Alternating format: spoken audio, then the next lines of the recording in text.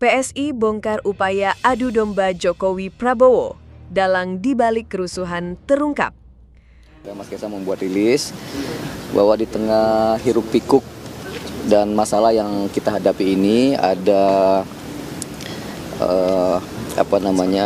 medsos ya yang cukup dibanjiri oleh banyak pihak yang mencoba mengadu domba antara Pak Prabowo dan Pak Jokowi, termasuk Mas Gibran dan PSI. Harus dilihat apinya apa. Apinya antara karena kebijakan yang keliru dari pemerintah. Harusnya dia stop. Jadi Prabowo sekarang ini sedang dikelilingi yang namanya ABS, asal Bapak senang. Dia tidak tahu bahwa ini justru bisa menjadi musuh di dalam selimut dirinya. Zaman Jokowi itu korupsi udah kayak pesugihan, satu saat ditagih gitu. Ya, satu saat ditagih kan untuk kepentingan politik Jokowi. Kalau irregular dengan bayang-bayang Jokowi, maka bukan tidak mungkin ini sebagai pertanda bahwa Prabowo bisa saja tidak akan selesai pemerintahnya selama 5 tahun. Karena itu cara-cara yang tidak biasa di dalam menangani situasi politik Kamtibmas ini tentunya kalau bisa lepaskan dari bayang-bayang Jokowi supaya Prabowo bisa full mengendalikan pemerintahannya. Pernyataan Wakil Ketua Umum Partai Solidaritas Indonesia (PSI) Raja Juli Antoni menjadi sorotan selepas demo ricuh yang terjadi di beberapa wilayah. Raja Juli Antoni mengklaim adanya upaya sistematis oleh pihak-pihak tertentu untuk menyebarkan hoaks dengan tujuan mengadu domba Presiden Joko Widodo dan Presiden terpilih Prabowo Subianto.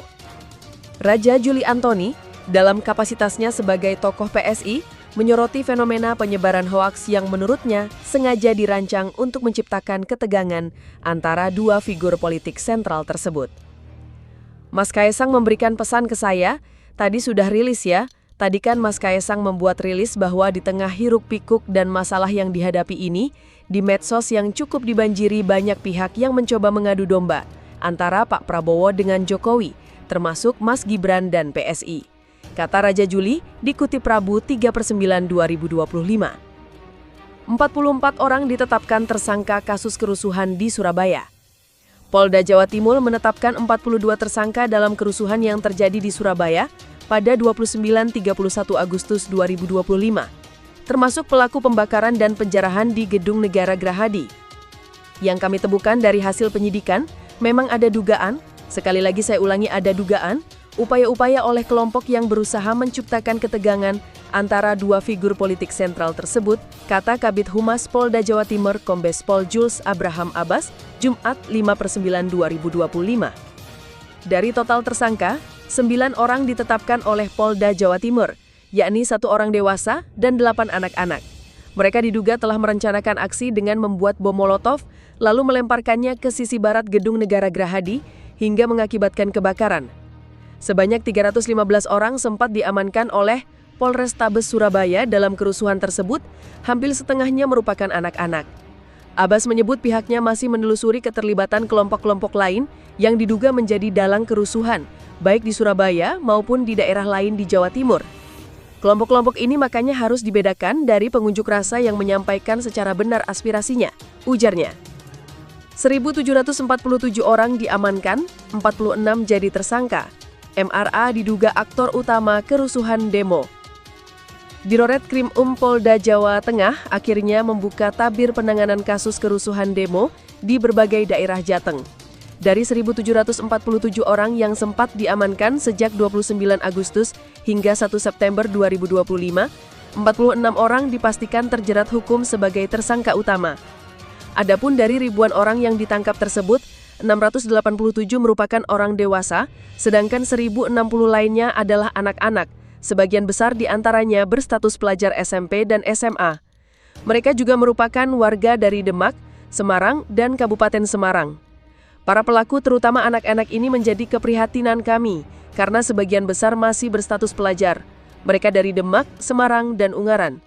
Ujar Diroredkrim Polda Jateng, Kombes Pol Dwi Subagio saat konferensi pers gelar perkara di Mapolda Jateng, Selasa 2/9/2025. Selama periode tersebut, Dwi membeberkan sebanyak 17 laporan polisi yang masuk ke pihaknya. Untuk di Kota Semarang yaitu ada 2 kejadian. Pertama, kejadian penyerangan Mapolda Jateng pada 29 dan 30 Agustus 2025. Kedua, yaitu insiden perusakan fasilitas pemerintah, termasuk pembakaran mobil di kompleks kantor gubernur. Dalam peristiwa tersebut, polisi akhirnya menetapkan 7 nama sebagai tersangka. MRA 19 tahun, permuda asal Demak, menjadi satu-satunya pelaku dewasa, sedangkan 6 lainnya masih berstatus anak-anak. Sejumlah barang bukti, mulai dari batu, kayu, pakaian, hingga helm, telah diamankan untuk memperkuat berkas perkara. Tersangka dewasa kami lakukan penahanan, sementara anak-anak tidak kami tahan, namun sudah diberi peringatan keras kepada orang tuanya. Jelas Dwi, ketika ditanya pola mobilisasi massa, Dwi menyebut mereka banyak dipengaruhi ajakan melalui media sosial.